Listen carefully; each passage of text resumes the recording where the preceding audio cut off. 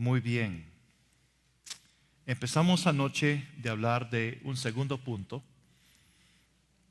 el cual es la necesidad de recibir luz progresiva. Luz progresiva.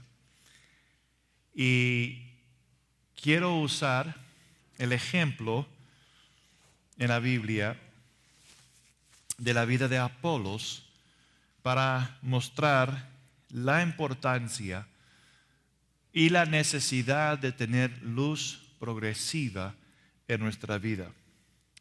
Entonces el testimonio del Espíritu Santo acerca de la vida de Apolos se encuentra en Hechos 24 al 28. Hechos 24 al 28.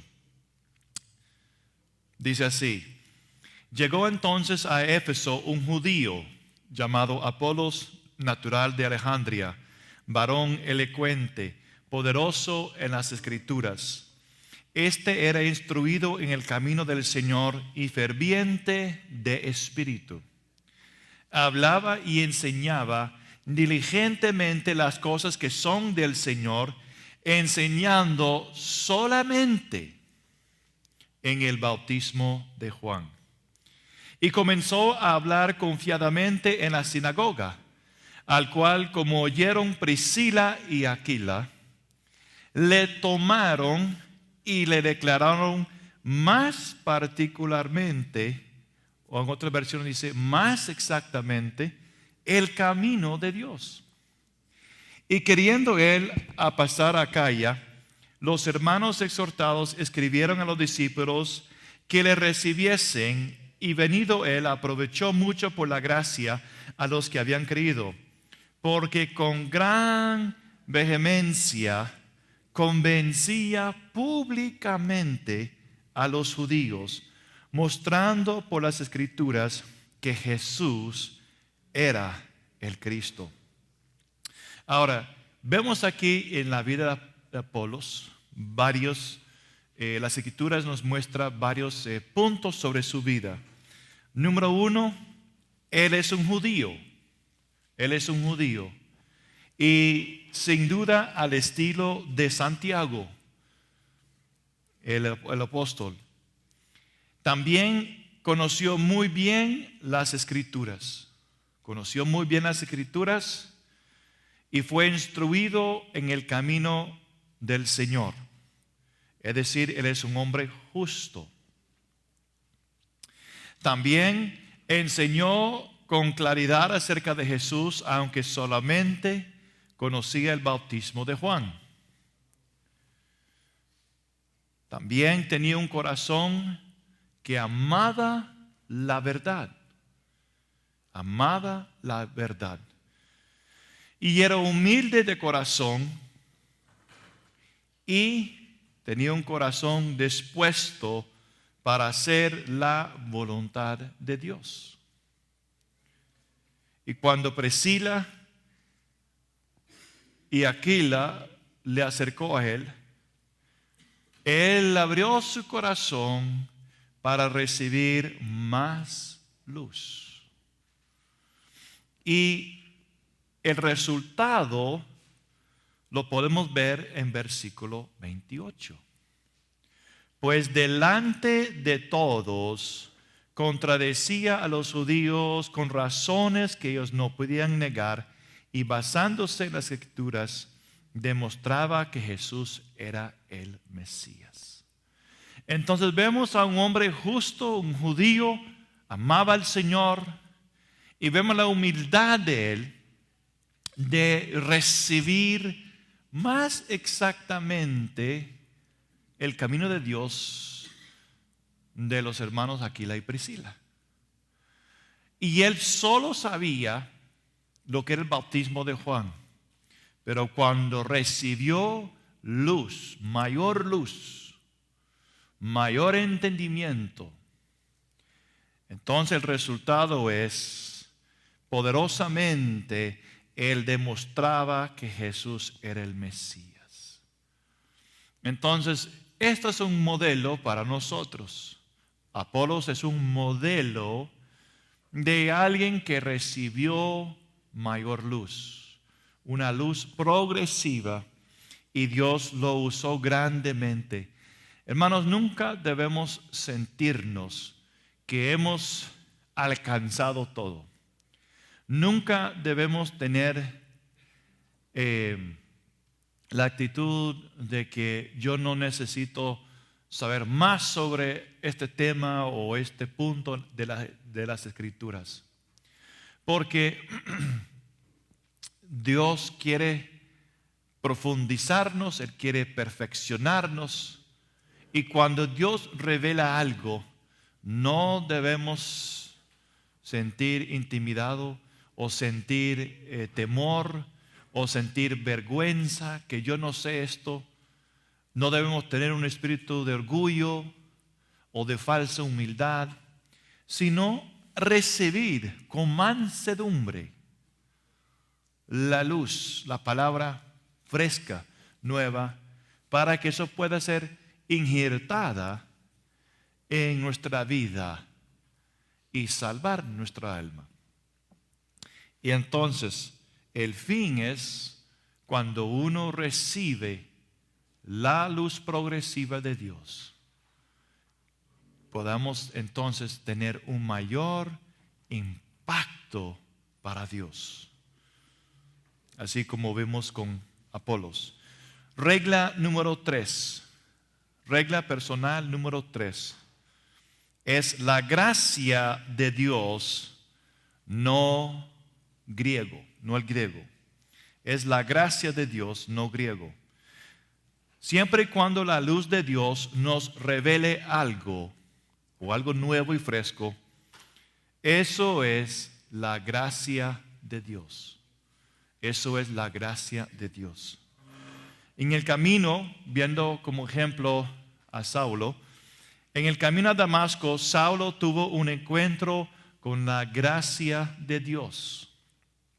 Y fue la gracia y misericordia de Dios en corregir a Saulo y usarlo poderosamente para su gloria y honra. Ahora tenemos que recordar algo, que en su vida personal, Pablo era un hombre sumamente religioso. Y según su propio testimonio, tenía gran celos para Dios. Gran celos.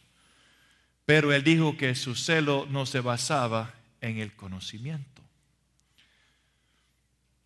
Se dice de Pablo que él había memorizado ambas versiones del Antiguo Testamento, la Septuaginta y el hebreo, y podía citarlas textualmente. También tenemos que recordar que Saulo era un estudiante del famoso Gamaliel. Es decir, él tenía letras. Sin embargo, no fue hasta que Dios iluminó con su gracia sobrenaturalmente, iluminó con su luz a su alma, que él pudo entender lo que estaba sucediendo o lo que él estaba haciendo.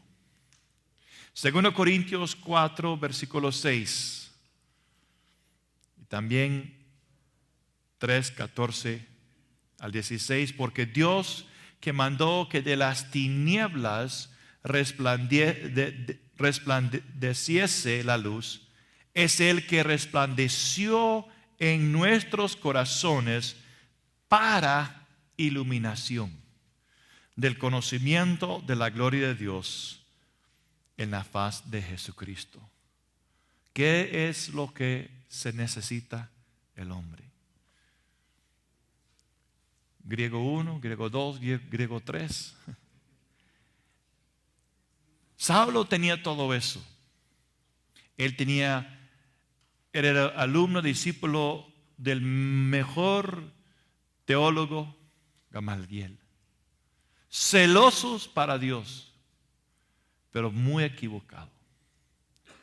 Y no era solamente cuando Dios en su gracia iluminó la situación, la vida de Pablo, sus pensamientos, la actitud de su corazón. Tuvo una revelación del Señor como tuvo Isaías, que hubo un cambio. Entonces, para poder conocer la verdad y tener discernimiento, necesitamos algo sumamente importante. ¿Qué será? Se llama el don de arrepentimiento. Para poder conocer la verdad y tener discernimiento, se necesita el don del arrepentimiento. Segundo Timoteo 2:25. Por si quizá Dios les conceda que se arrepientan para conocer la verdad. Conoceréis la verdad, y la verdad os haréis libre. Pero para reconocer, para aceptar, se necesita arrepentimiento. Yo he hablado con personas y le he dicho, vemos esto en su vida, y lo niegan, que no es cierto.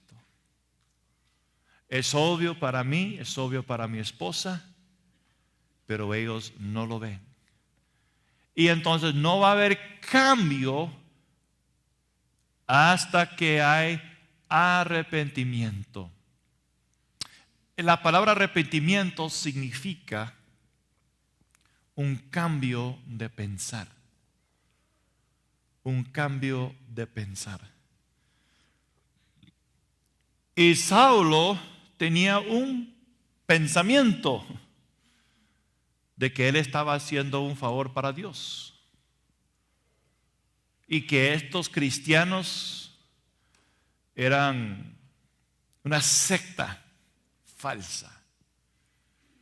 Pero en este encuentro de gracia, porque esto fue un encuentro de gracia con el Señor que transformó su manera de pensar. En el original,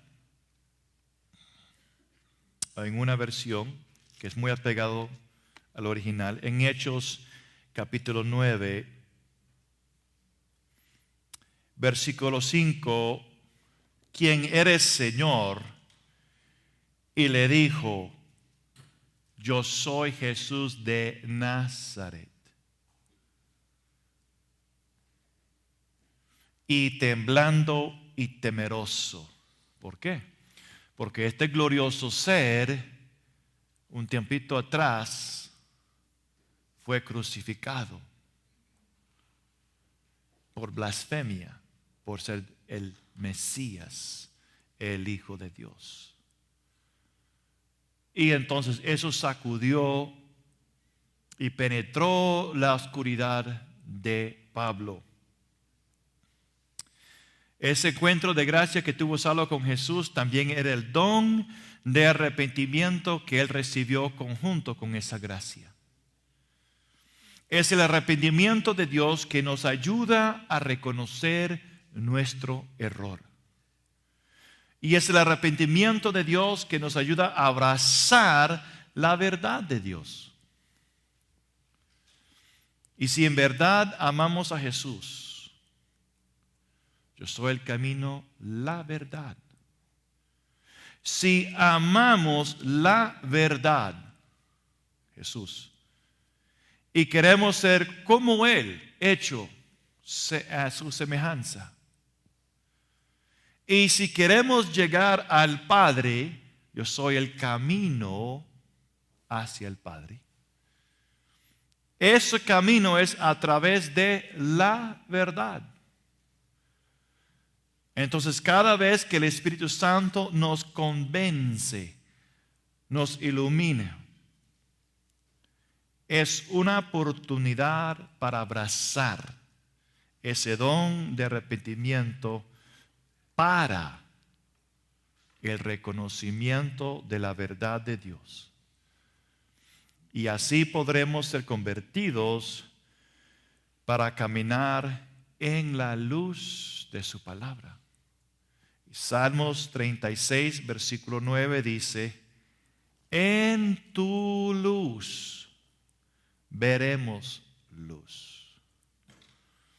Es decir, ese encuentro de la gracia de Dios con Saulo era luz divina de Dios. Y en esa luz y esa iluminación, él vio. Él vio. Y esto es lo que necesitamos. No solo una vez, no solo ayer, sino es algo cada día. Es parte de nuestra caminata con el Señor. Entonces, es gracia, la gracia de Dios, que nos va a ayudar a ver como Él ve y entender como Él entiende. Regla número 4. Regla número 4. La verdad es revelada solo a los corazones honestos. La verdad es revelada solo a los corazones honestos. Jesús en su ministerio hablaba en parábolas. Y la interpretación de esas parábolas fue deliberadamente disfrazada para que solo aquellos con un corazón honesto pudieran encontrar el significado. Marcos 4:11. Y les dijo, a vosotros os es dado saber el misterio del reino de Dios, mas a los que están fuera, por parábolas todas las cosas. Los misterios de Dios son ocultos para aquellos, quizás palabra de Dios, que son sabios y prudentes en su propia opinión. Los que se sienten sabios y prudentes en su propia opinión, los misterios de Dios son ocultos, pero son revelados a los niños. Mateo 11:25 y Lucas 10:21. Es decir, la actitud de un niño, como el corazón de un niño es muy abierto. Usted dice un niño de 4 o 5 años de edad, usted ve esa luna allá arriba. ¿Qué color es? Blanco. ¿Sabe por qué es blanco? No, porque es hecho de queso. Y usted ve como esos huequitos en ese queso. Sí. ¿Sabe por qué son? No.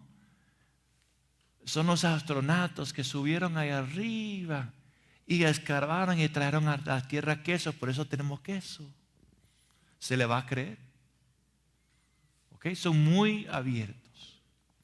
Nos van a creer. Entonces el Señor dice a los niños cuyo espíritu es muy abierto, los misterios pueden entrar. Aquellos con un espíritu dependiente y dispuestos a aprender. Salmos 131, versículo 1 y el 2. Jehová, no se han envanecido mi corazón, ni mis ojos se enaltecieron, ni anduve en grandezas, ni en cosas demasiado sublimes para mí. En verdad que me ha comportado y he acallado mi alma, como un niño destetado de su madre, como un niño destetado está mi alma.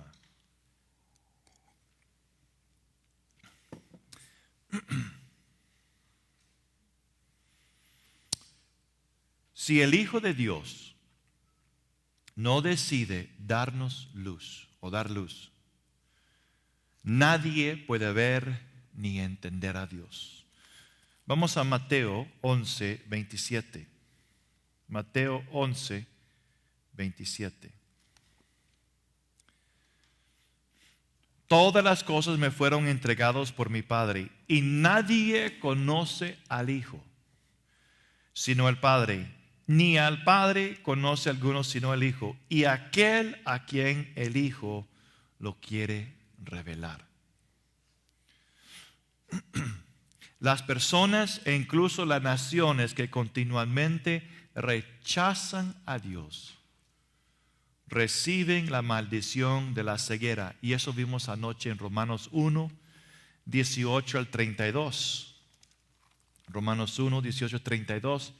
Y también podemos apuntar, se puede apuntar Isaías 66, 4. Isaías 66, 4. Entonces, quisiera mostrarles una verdad sumamente importante. En una de las parábolas que ustedes conocen muy bien, que es la parábola del sembrador. ¿Okay? ¿Todos conocen la parábola del sembrador? Amén. ¿Okay? Entonces, no es necesario que leo todo lo que dice la parábola. Pero el Señor en esta parábola está hablándonos de 4 diferentes tipos de corazón. ¿Okay? El primer tipo de corazón es, Él dice, es por el camino, que habla de un corazón duro. Por el camino. Entonces, un camino donde una persona camina es duro. El segundo tipo de corazón es semejante a los pedregales. Semejante a los pedregales. Esto nos habla de un corazón rebelde, obstinado. El tercer tipo de corazón es semejante a entre los espinos. Corazón semejante a un terreno entre los espinos. Y esas son cosas de este mundo que ahoga la semilla de Dios y son infructíferos. Ahoga la semilla de Dios, la planta de Dios, y son infructíferos. Y número 4, la buena tierra, la buena tierra. Y aquí es donde yo quiero enfocar. Yo quiero enfocar en la buena tierra. Ahora, Lucas 8:15 dice: mas la que cayó en buena tierra, estos son los que con corazón bueno y recto retienen la palabra oída y dan fruto con perseverancia. Entonces, la palabra recto denota aquello que es intrínsecamente bueno y así hermoso y honroso. Es decir, es un corazón honesto. Ahora, con estas cualidades, el corazón retiene primero la palabra oída. ¿Por qué? Es por el amor que tiene hacia ella.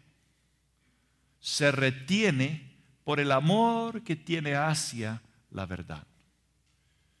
Y número 2, luego persevere en la palabra. Y en esa perseverancia se produce fruto que es 30, el 60 y hasta el 100 por 1. Ahora estamos hablando de la importancia de un corazón honesto. Ahora, mi pregunta para ustedes es esto. ¿Por qué estos tres terrenos producen diferentes grados de productividad a pesar del hecho que las tres tienen la misma tierra? ¿Okay? Un corazón, que dice Lucas, la buena tierra. ¿Okay? Corazón bueno, corazón recto, retienen la palabra y dan fruto con perseverancia. Pero un terreno produce 30%. Otra parte produce 60%. Y otra parte produce el 100%. Les quiero sugerir que eso tiene que ver con la calidad de la semilla. Le voy a explicar. Tomamos a Apolos como ejemplo. Ahora vimos cómo era Apolo. No era un impío, hombre honroso, piadoso, justo, amaba la verdad, corazón humilde, honesto, recibe mayor luz en humildad y él es llevado a otro nivel. ¿Okay? Pero ¿cuál fue su mensaje? Al principio era solamente el bautismo de Juan.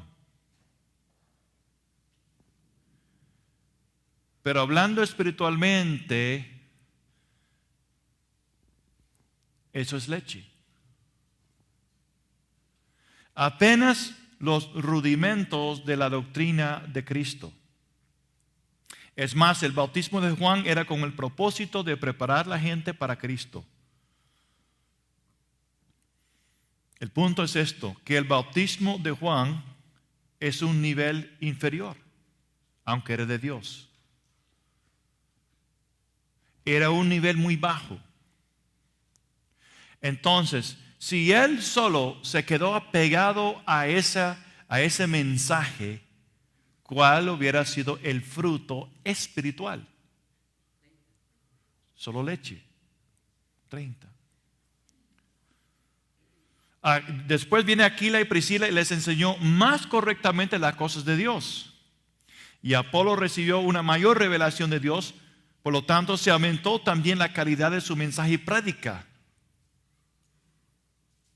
Y empezó a mostrar que la salvación es en Cristo Jesús. Fe en Jesús. Pero viendo el punto de vista espiritual, todavía eso es leche, parte del cimiento, los rudimentos de Cristo. Y no hay nada mal con eso. Pablo, por lo tanto, nos exhorta que debemos ir adelante a la perfección en nuestra semilla, es decir, la palabra de Dios, nuestra doctrina. Piensan por un momento de la madurez de la palabra de Dios que tuvo Pablo.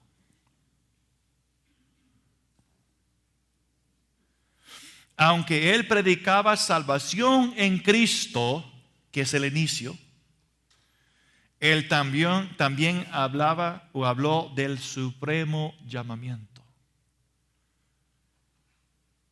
Él habló de reinar con Cristo.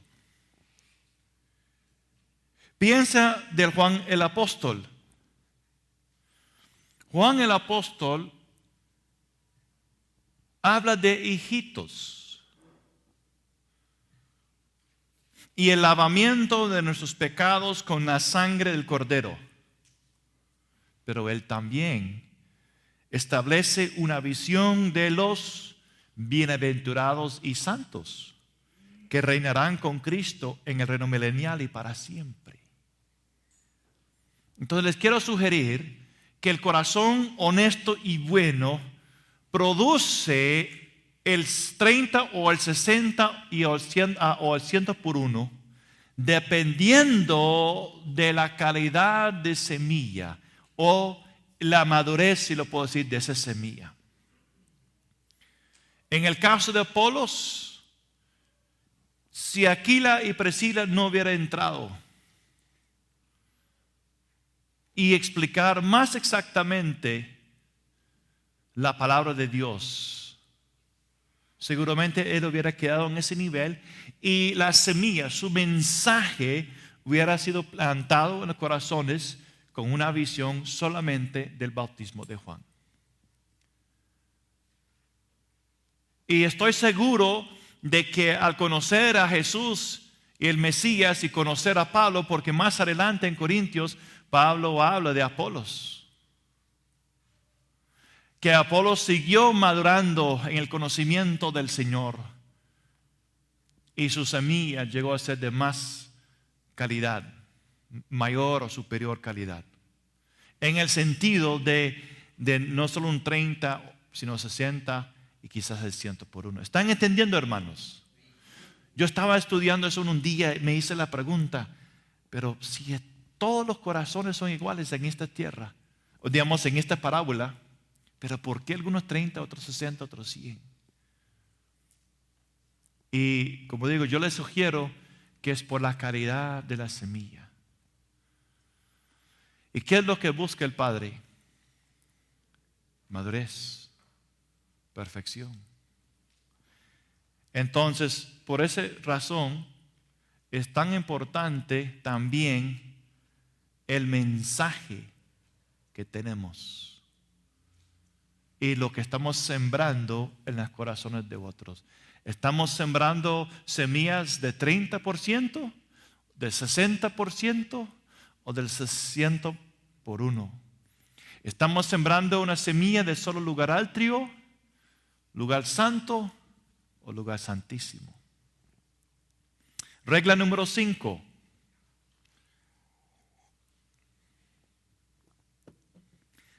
Esto es muy importante. La verdad desequilibrada se convierte en error.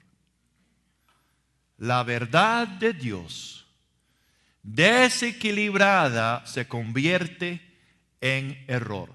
Proverbios 20, 23.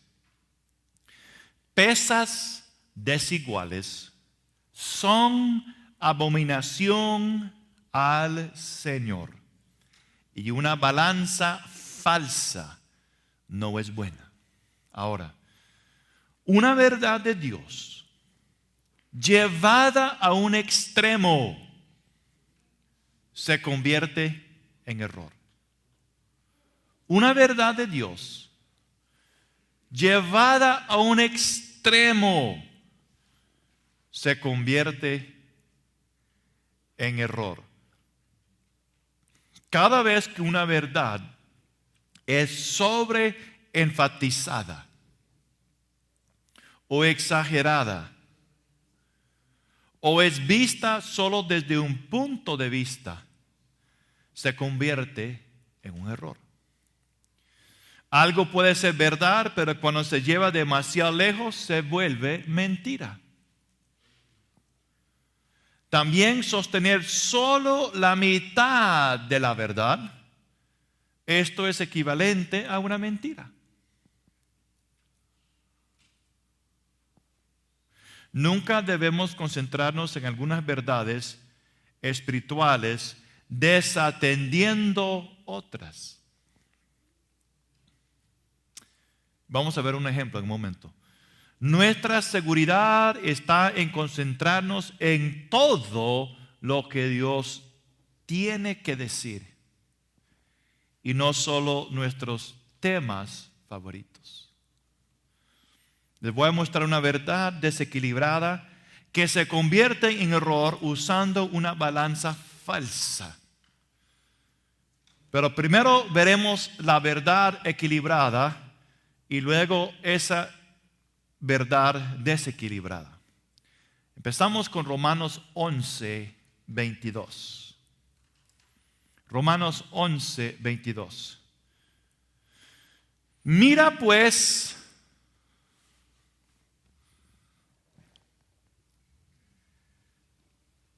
la bondad de Dios y la severidad de Dios. ¿Ok? Mismo plato, mismo vaso. Esto está equilibrado. Es una balanza equilibrada. ¿Okay? Quita la bondad de Dios. ¿Y qué sucede? Solamente queda la severidad de Dios. Quita la severidad de Dios y solo está la bondad de Dios. ¿Está conmigo? Okay. Haz otro ejemplo, Hebreos 1:9. Has amado la justicia. Amor tiene que ver con dos cosas.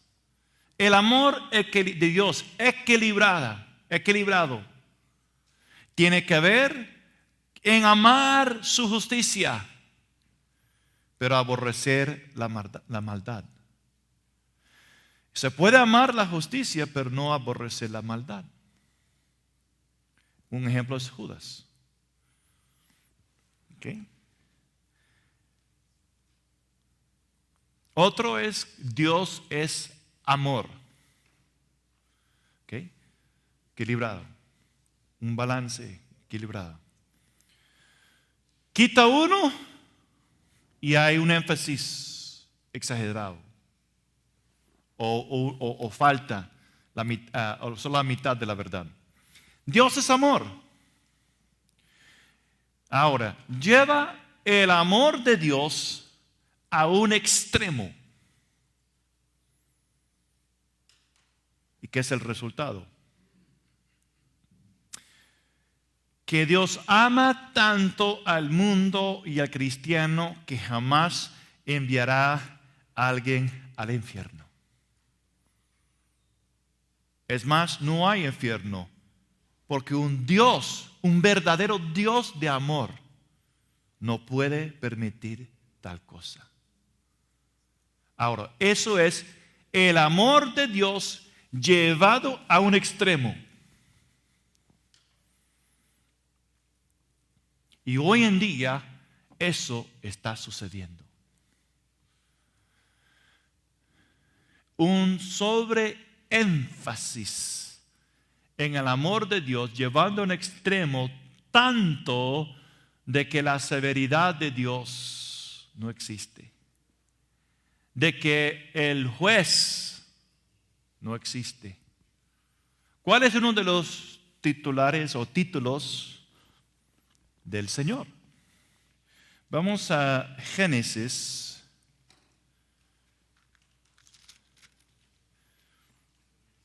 18.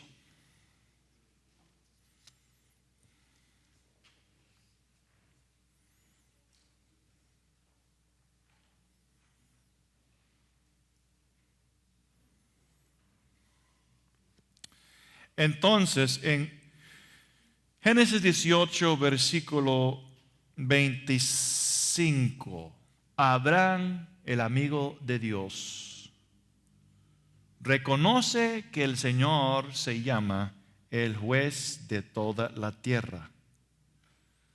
¿No ha de hacer lo que es justo? Él es juez. Ahora, quiero hacerles una pregunta. Un juez, ¿qué hace?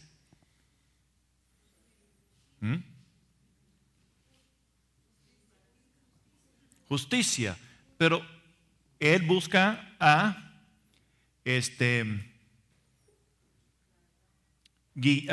dirigir y hacer decretos en justicia, ¿verdad? Decretar, juzgar situaciones. Pero la justicia está basada en ¿qué? La ley. Por lo tanto, no es posible ser juez sin ley. No es posible. Entonces, uno de los nombres del Señor es, Él es juez. Ahora, Cristo, Jesucristo el mismo hoy, ayer y para siempre. El hecho de que entró el nuevo pacto, ya Él no es juez, cambió de carácter. No. Entonces, amor llevado a un extremo, olvidando el juez, porque Él es juez, Él no puede olvidar su ley. ¿Cómo Él va a juzgar al mundo si no hay ley? Su ley es justo, su ley es perfecto. Entonces todos seremos juzgados conforme a su ley. Entonces, ¿qué es lo que se necesita para traer un balance? Eclesiastés 12:14 dice: Dios traerá toda obra a juicio. En Isaías 30, versículo 18, en la Septuaginta dice: porque juez, Señor vuestro Dios. Otra versión dice: el Señor es Dios de juicio. Y esa palabra, que Dios es juicio, es la palabra hebrea mishpat. M-I-S-H-P-A-T,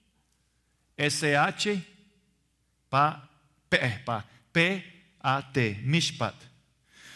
Y el término tiene dos acepciones principales. La primera se relaciona con las funciones de un juez, es decir, escuchar una causa y emitir un veredicto justo. Y la segunda tiene varios matices. En Deuteronomio 17:9 es un dictamen judicial. Un dictamen judicial. Otro es en Éxodo 21:1. Un reglamento establecido. Un reglamento establecido.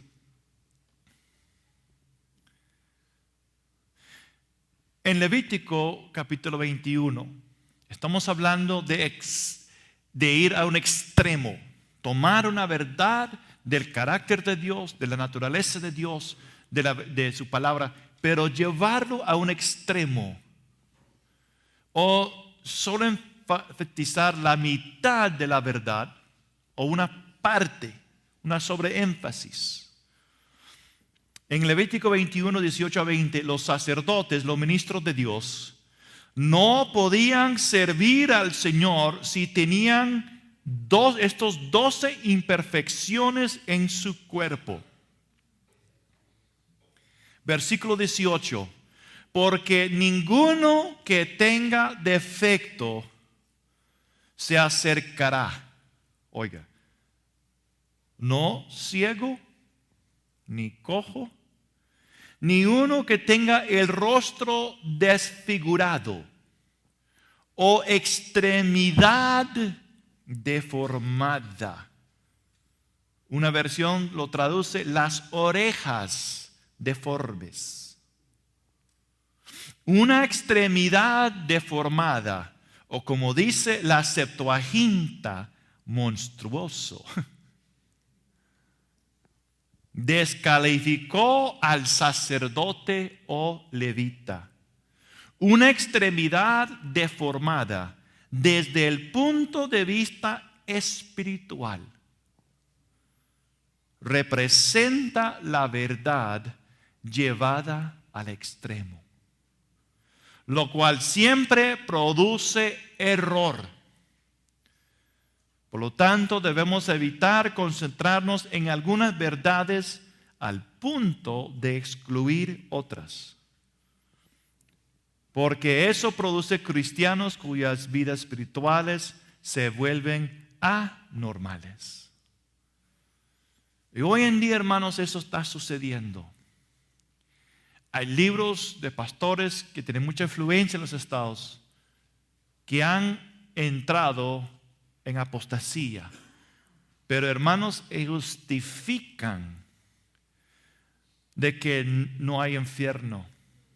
Justifican con razones, yo no sé cómo lo hacen, pero un libro grueso, de que hombres cristianos pueden casarse. Gracias a Dios que Guatemala no está produciendo ese tipo de basura. Porque si eso sucediera aquí, la iglesia aquí, entonces vendrá bajo mayor juicio. Por eso en los estados la iglesia va a recibir mucho juicio, porque ha tenido mucha luz. Y es más, los Estados Unidos ha sido una de las naciones pioneras en enviar misioneros y la luz de Dios a casi todos los puntos del mundo. Pero ¿qué está sucediendo? La iglesia está rechazando la luz y está tomando la verdad de Dios a un extremo. Entonces el enemigo ha entrado y tenemos sacerdotes con orejas monstruosas, narices largas, deformadas. Y el Señor dice, no pueden ministrar. ¿Por qué? Porque reproducen lo que ellos son y producen cristianos anormales y rechazados por el Señor. Entonces, eso es punto número 5, que la verdad desequilibrada se convierte en error. Número 6, regla número 6. La necesidad de recibir la clave del conocimiento. La necesidad de recibir la clave del conocimiento, es decir, una impartición soberana. Hay ciertas llaves de conocimiento que abren las escrituras. Una llave, así como una puerta que abre la puerta. Y de estas trata este libro. O sea, ¿qué estamos haciendo? Estudiando diferentes reglas y principios para que la palabra de Dios se abre. El estudio de la hermenéutica bíblica nos dará claves importantes. Son pensamientos, ideas o pensamientos en semilla, forma de semilla, principios divinos, y son verdades fundamentales que abran vastas y nuevas áreas de verdad en las Escrituras. Sin embargo, la mayor clave de todas, como hemos visto desde el principio, la regla número 1, es un corazón decidido a hacer toda la voluntad de Dios. Y Jesús dijo en Juan 7:17, si un hombre desea hacer su voluntad, conocerá la doctrina. Hay una relación entre un corazón entregado totalmente al Señor, entregado a ser corregido por la palabra, de tener luz en su corazón, de ser un corazón honesto, buena tierra, que no tiene piedras de rebeldía, que no tiene áreas de dureza en su corazón donde no han perdonado, donde no hay espinos en el corazón, donde hay cosas de este mundo que ahogan.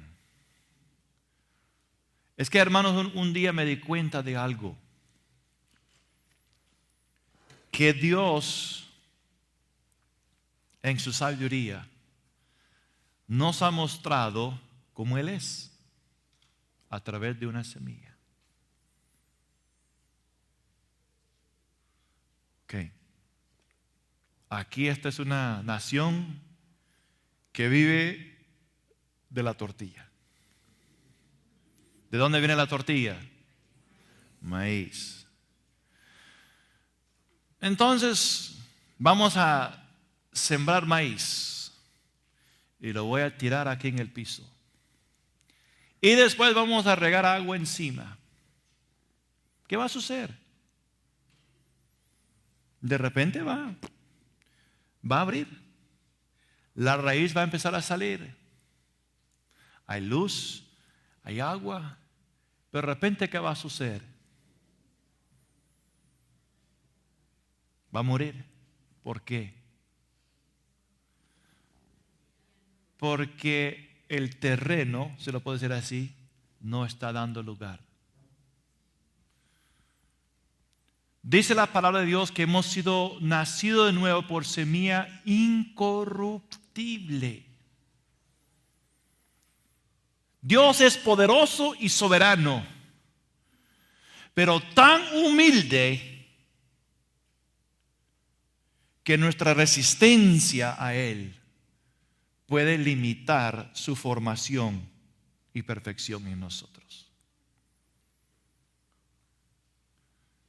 Entonces, la humildad de Dios de poner su vida, su Hijo, como una semilla en nosotros, crece en una tierra que es como Él, humilde.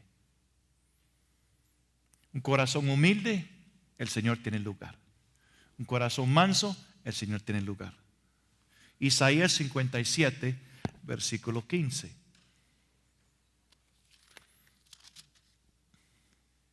Porque así dijo el alto y sublime, el que habita la eternidad y cuyo nombre es el Santo.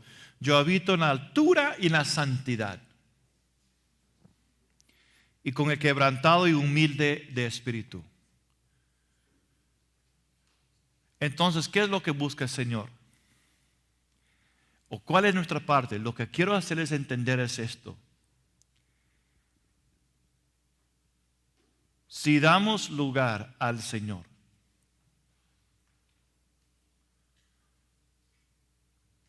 y no hay obstáculo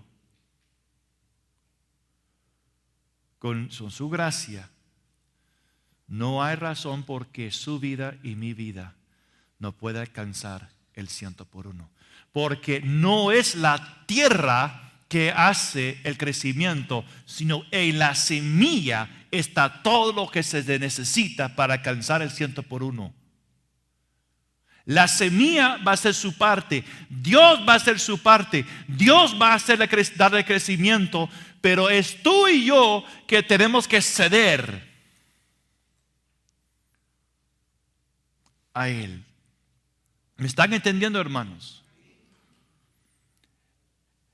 Su parte es dar lugar al Señor a limpiar, y el crecimiento y la madurez espiritual viene cuando Cristo pueda crecer en su vida y mi vida.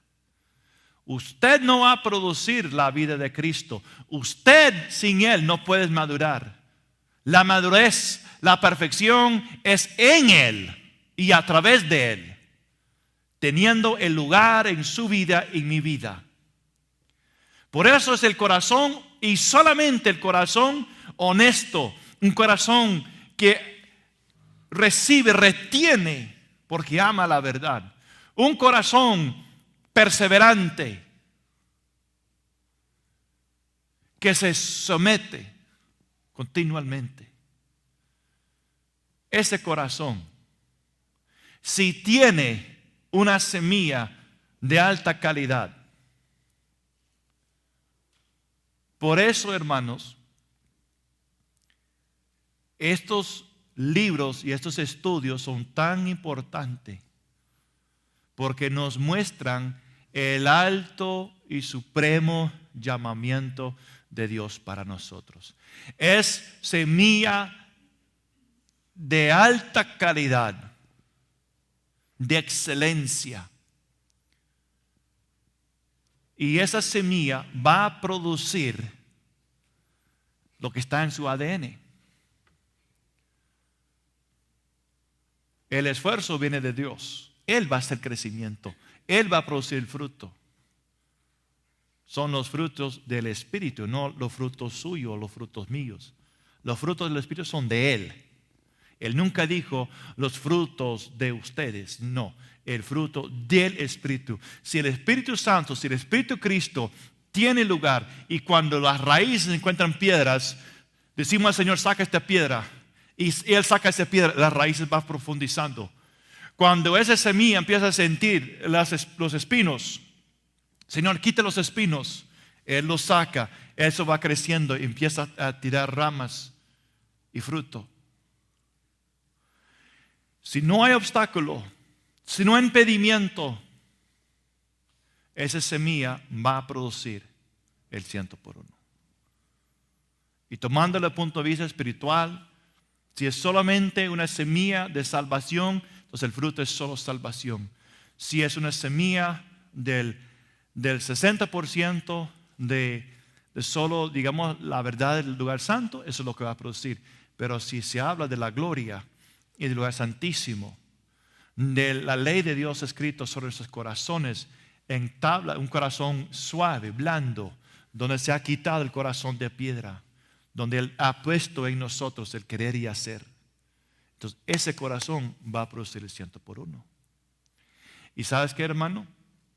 Isaac sembró y cosechó el 100%. Y Pablo hace una comparación y así como Isaac es hijo de promesas, tú y yo somos hijos de promesas. Tú y yo somos Isaacs espirituales.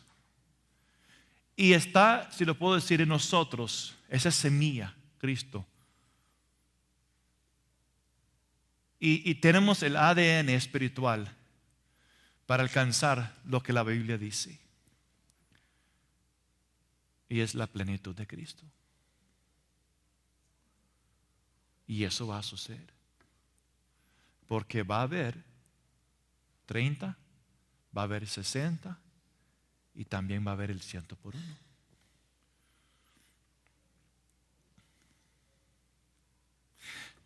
Sin embargo, Jesús reprendió a los fariseos y escribas porque ellos quitaron esa llave de la ciencia.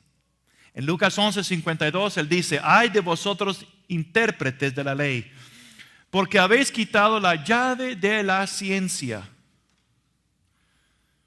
En Mateo 16, versículo 19, la llave del conocimiento es una de las llaves del reino. La llave del conocimiento abre el significado de las Escrituras.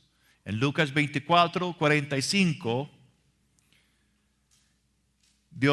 el Señor abrió su entendimiento. Dios puede poner esta llave en nuestra mano. Entonces les abrió el entendimiento para que comprendiesen las Escrituras. Hermanos, yo quiero decirles algo. Y quiero contarles algo que sucedió con una hermana. Hay una hermana en nuestra iglesia, una hermana indígena, que está estudiando en la universidad.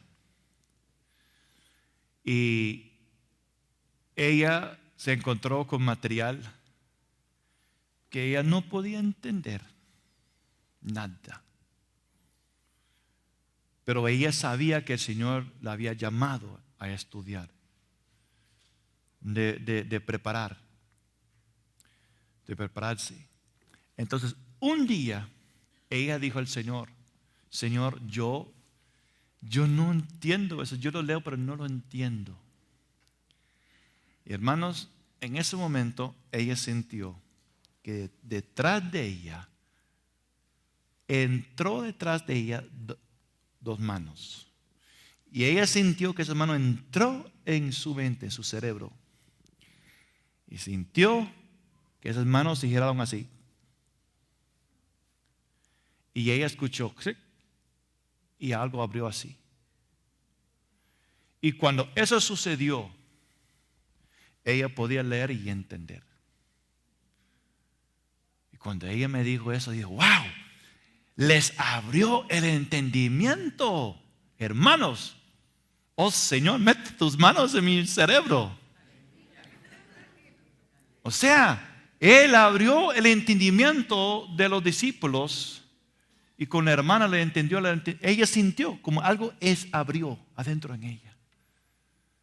Y era totalmente diferente. Eso es lo que el Señor hizo. Para ellos, para ella y para nosotros.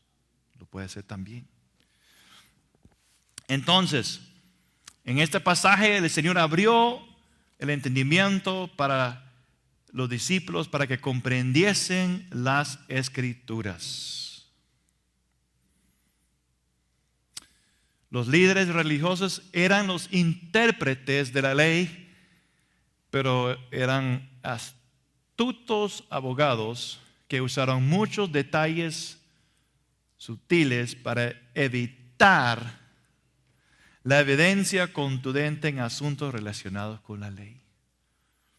Eran los intérpretes de la ley, pero eran abogados que buscaron cómo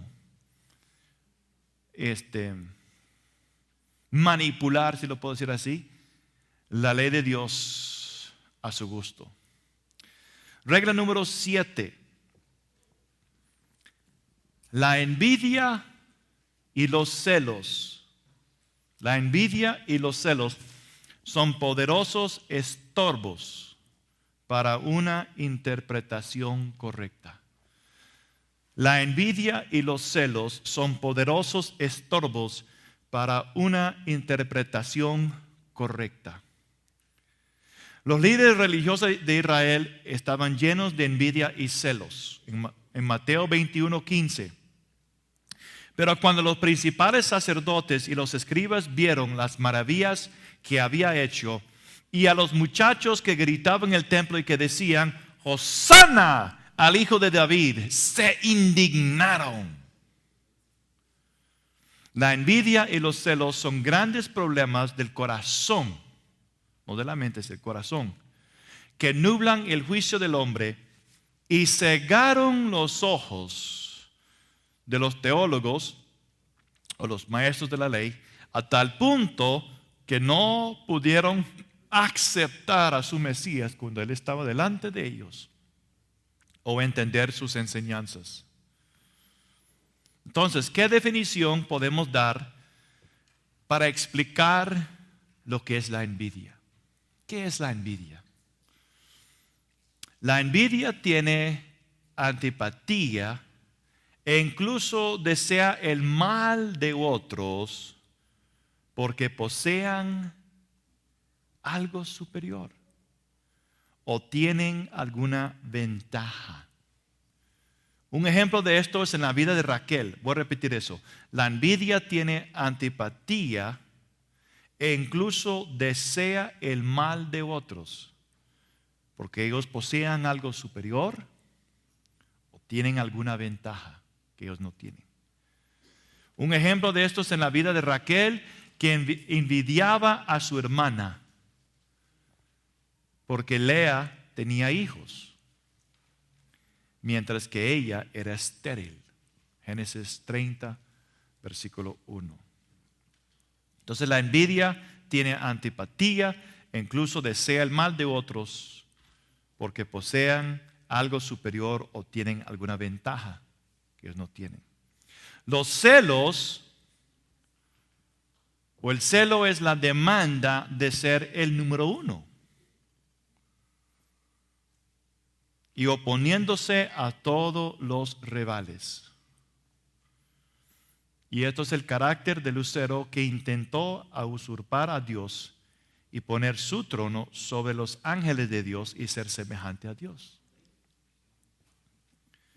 Entonces los celos, o el celo es la demanda de ser el número uno. Y Dios es llamado también celoso. ¿Por qué? Porque Él es número uno. Entonces, si Él es número uno, no puede haber otro número uno.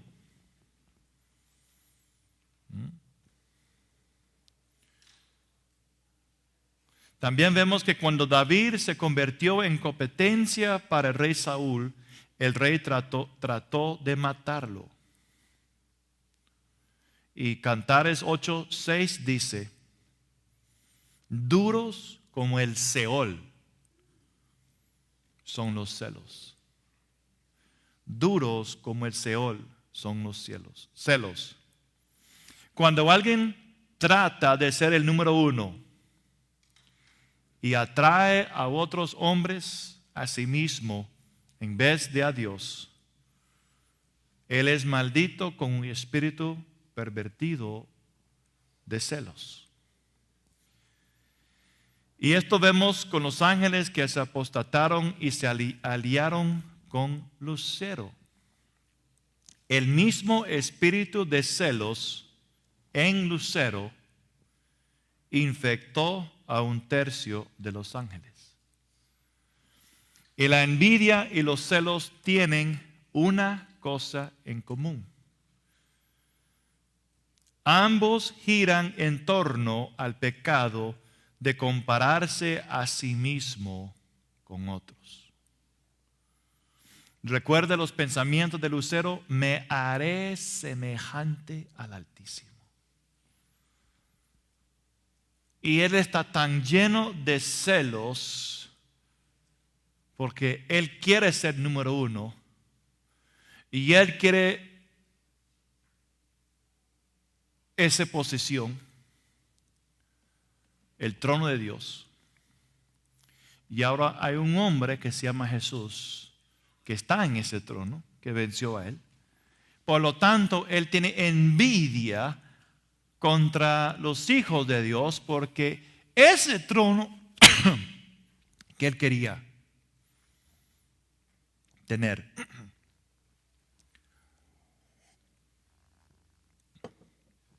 está ofrecido a nosotros.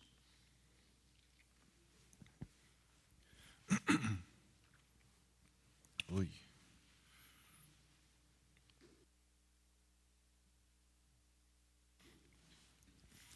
Entonces, regresando a los fariseos y escribas, ellos reconocieron que Jesús tenía la autoridad y favor de Dios.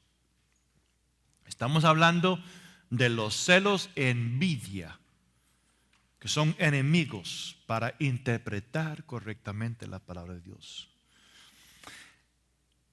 Y es algo que ellos no tenían. Ellos no tenían esa autoridad que tenía Jesús. No tenían ese favor de Dios sobre sus vidas. Las multitudes seguían a Jesús, maravillados por los milagros que él hacía. Por esto ellos envidiaban a Jesús. ¿Y cómo recibió el Señor su autoridad y aprobación? En Juan 8:29. Él siempre hizo lo que agradaba al Padre. En Hebreos 10, versículo 7, todo a lo que aspiraba Jesús en la vida era esto: he aquí que vengo, oh Dios, para hacer tu voluntad. Eso fue la inspiración, eso fue el motivo de Jesús. En ningún momento él sació su voluntad. En cambio, los fariseos, viendo la autoridad y el favor de Dios y la popularidad de Jesús, tuvieron temor de perder su posición de autoridad. ¿Qué sucedió con Saulo? El rey Saúl.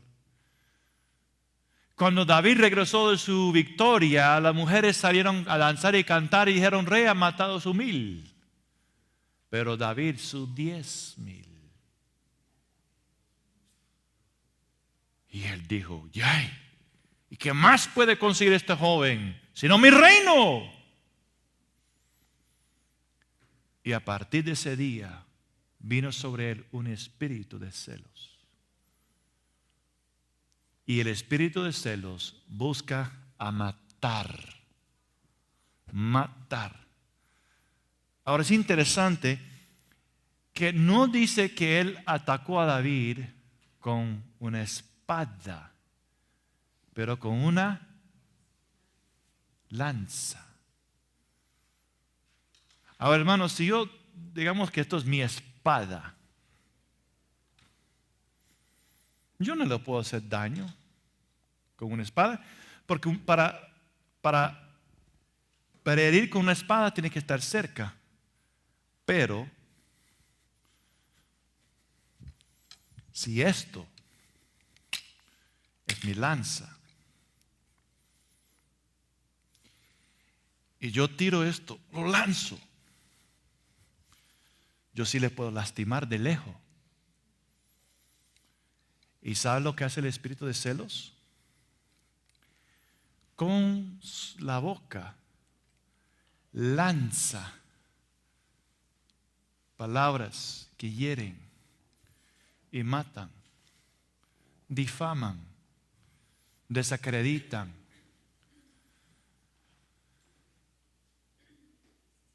mancha la reputación, tira mentiras. Entonces Saúl trató de físicamente matar, pero en lo espiritual el espíritu celos hace lo mismo.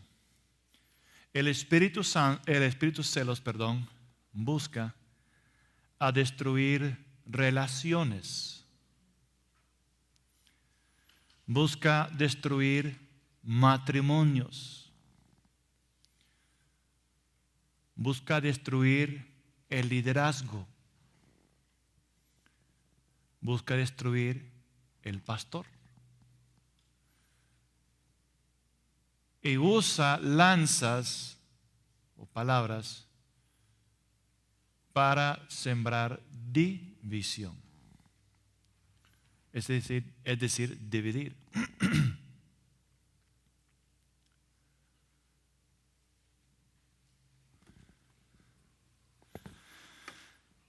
Entonces, regresando a los fariseos, en Juan 11, 47 y 48, entonces los principales sacerdotes y los fariseos convocaron un concilio y decían: ¿qué hacemos? Porque este hombre hace muchas señales. Si le dejamos seguir así, todos van a creer en él.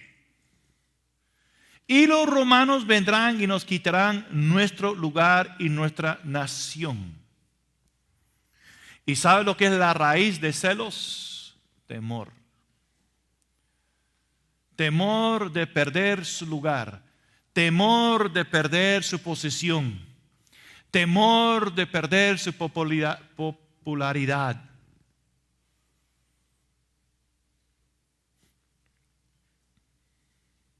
Entonces, por ese temor que ellos tenían, el temor trabajó conjunto con celos y envidia.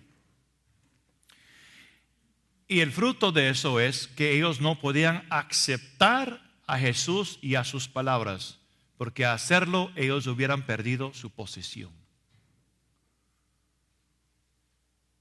Y hermanos, cuando vemos esto, wow. Es que la palabra de Dios es como una espada de dos filos que nos ayuda a discernir y ver personas, situaciones, circunstancias y entender lo que mueve en el ambiente espiritual. El cristiano que está más preocupado por su posición o su reputación, o que tiene una mentalidad como las que tienen las estrellas de Hollywood, o un pastor enfocado en tener una iglesia grande con mucha gente en vez de buscar lo que es importante para Dios y lo que le agrade, se comprometerán y mezclarán la palabra de Dios para tener su momento de fama y gloria. Entonces, para mantener su posición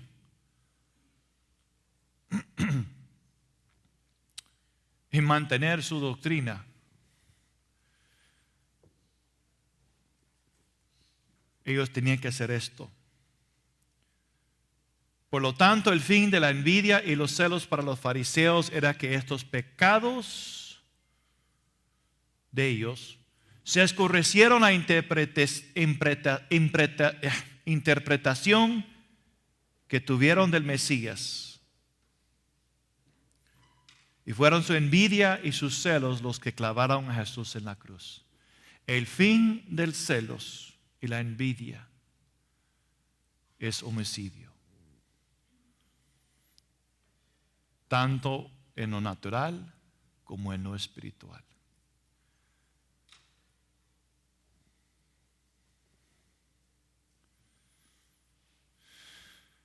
Pero Jesús superó eso.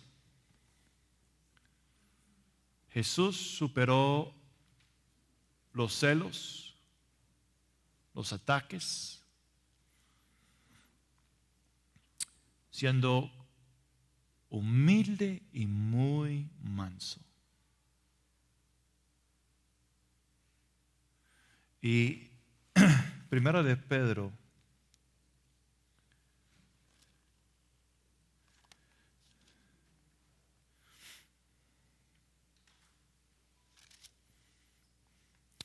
capítulo 2,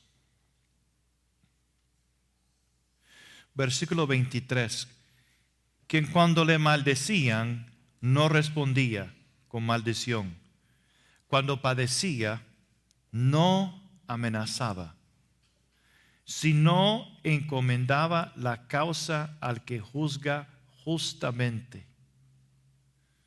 Entonces, por eso la actitud del Señor en todo esto era como Moisés cuando Coré se levantó contra él.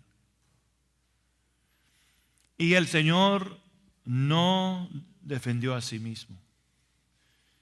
Y cuando él fue atacado por los celos, por las acusaciones, por la envidia, y aún cuando fue sentenciado a la muerte, él encomendó eso al justo juez. Porque él sabía que el juez celestial es justo y que él iba a traer justicia donde había injusticia. Pero él tuvo que someter aún su deseo. Es que la venganza, él vino primero para salvación y la segunda vez viene con venganza.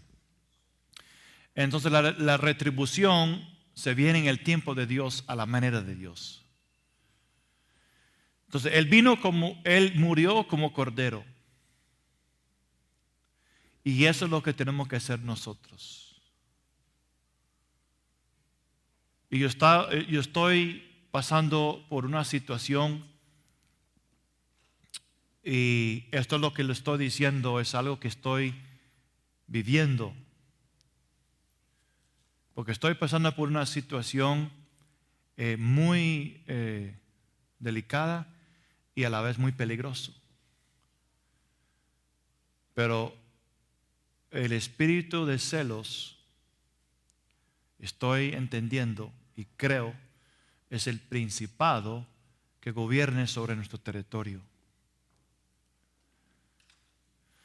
Y hace unos tiempo atrás, el presidente de la asociación indígena, y hay dos asociaciones, uno Bribri y otro Cabecar, y él es cristiano, y yo le dije, hermano, ¿por qué es que la asociación de este lado Bribri, en ese territorio, nunca puede prosperar una cooperativa? Se inició un banco y fracasó porque los encargados llevó el dinero, nadie hizo nada. Y siempre se roba, siempre se desvía cosas y nunca nada puede prosperar. Y él dijo así, hermano, es por los celos. Y yo dije, ¿sabes qué, hermano? No es solo en lo natural, es en lo espiritual también. Y él me dijo, sí, es cierto. En cambio, la asociación está creciendo, está prosperando, recibe ayuda de diferentes naciones, están haciendo proyectos y van avanzando. Pero yo lo veo muy claro en la iglesia. Y entonces es muy difícil derribar un principado. Usted no puede echar fuera un principado como un demonio. Un principado es un potestad que tiene reino sobre un territorio. ¿Y cómo conquistó Cristo el principado de celos e envidia? Como un cordero. Y él dejó a su padre pelear por él. Y él mantuvo una actitud correcta en su corazón. Y a pesar del daño que le hizo los fariseos, él podía decir: Padre, perdónalos. Padre, perdónalos. Y no había venganza en su corazón, no había odio, no había amargura. Entonces, la manera como él murió, la manera como él estuvo en esa cruz, conquistó al enemigo. Y eso es lo que tenemos que hacer. Tenemos que ser como ese cordero y soportar los ataques que vienen contra nosotros. Ir al Señor, recibir fuerza de Él. Cuando le acusan, le difaman, uno es difamado.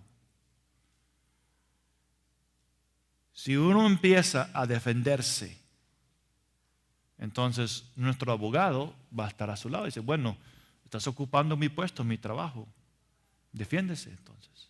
No, yo prefiero que mi abogado celestial me defiende. Y en el tiempo de Dios, así como Jesús fue vindicado por el Padre, nosotros también seremos vindicados. Y yo creo, hermanos,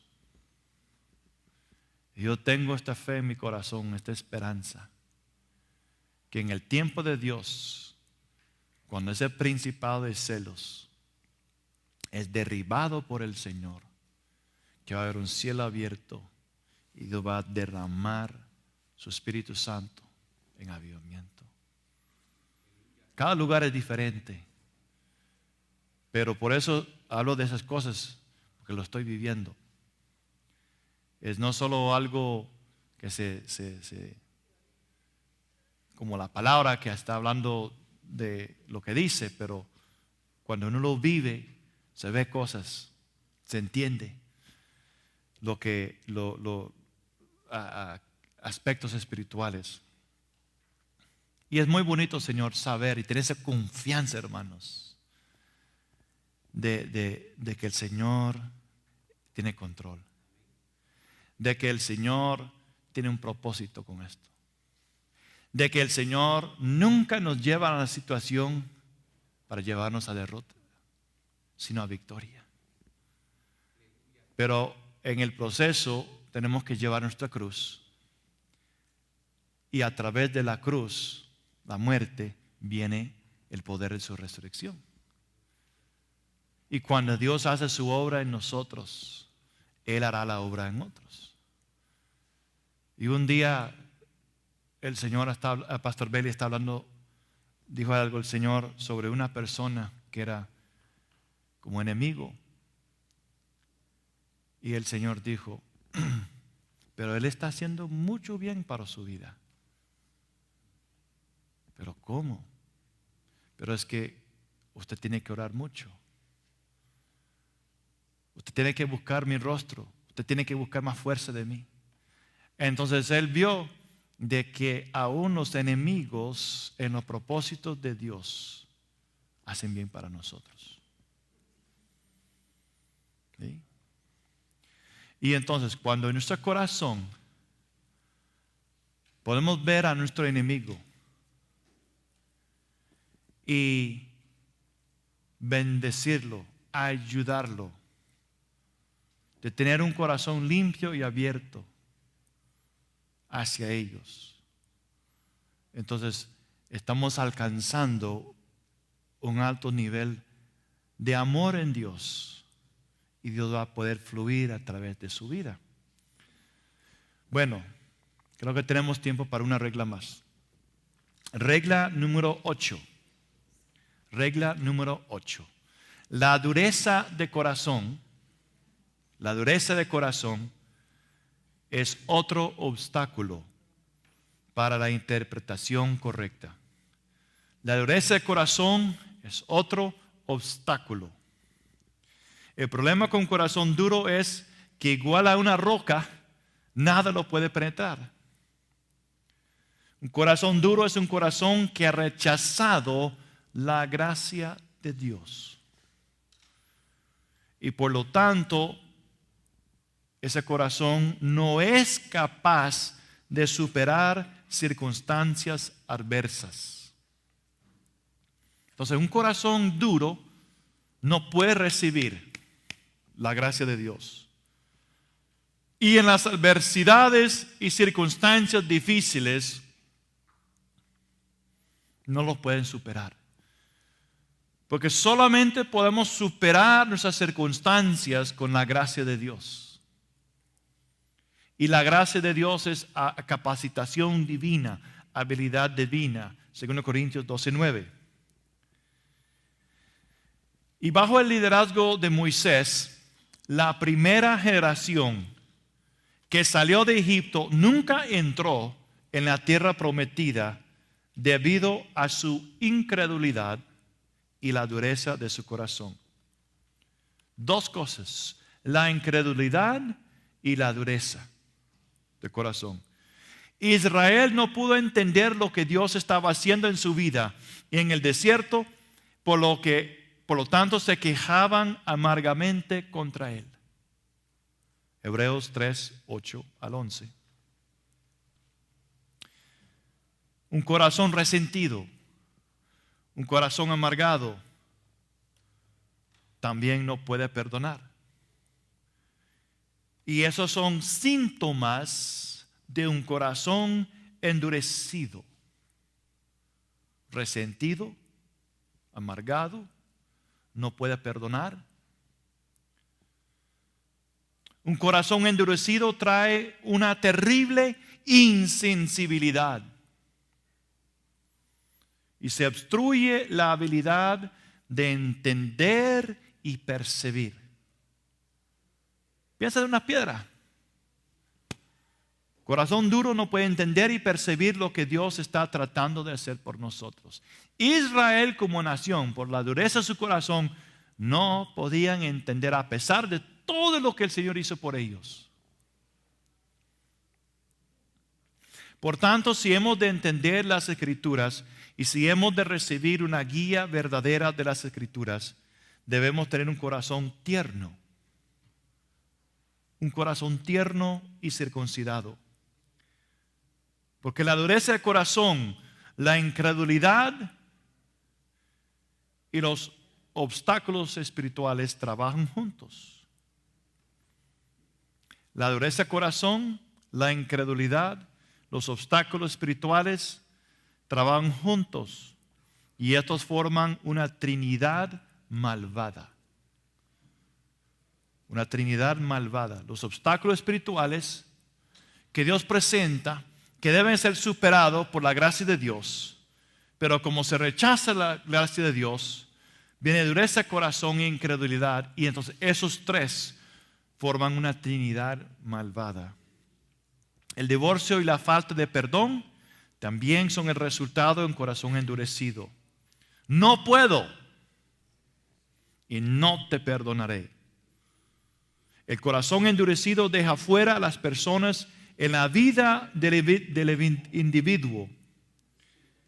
Y cuando el corazón humano es herido y se endurece, ya no puede pensar y actuar objetivamente.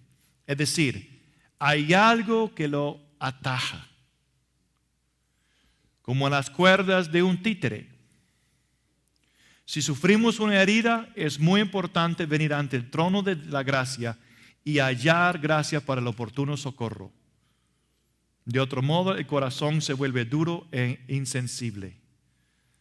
Entonces, por esta razón, Cualquiera que con seriedad busca de conocer a Dios e interpretar su palabra con precisión debe también tener un corazón tierno. El apóstol Pablo dijo que la fe obra por el amor, Gálatas 5:6. Pero un corazón duro es el opuesto de un corazón lleno del amor de Dios. Por lo tanto, la fe y el entendimiento no pueden operar en un corazón duro y pedregoso.